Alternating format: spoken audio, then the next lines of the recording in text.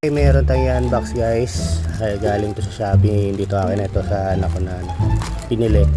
So yung pangalan nito is parang equalizer.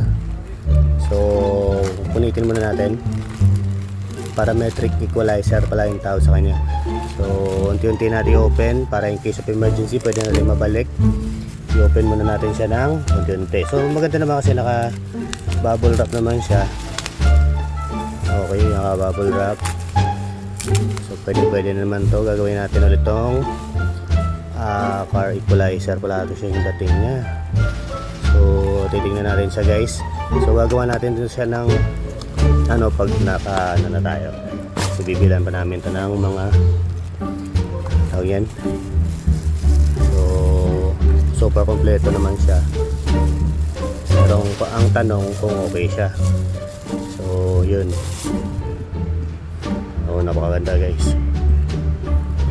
Sa murang halaga nakabili siya. Mga 600 plus siguro to.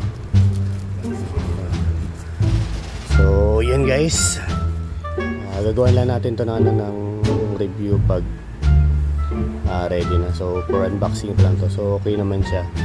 Pero hindi pa namin alam kasi hindi pa namin na-open yung So ito yung jack para sa okay. So sige guys.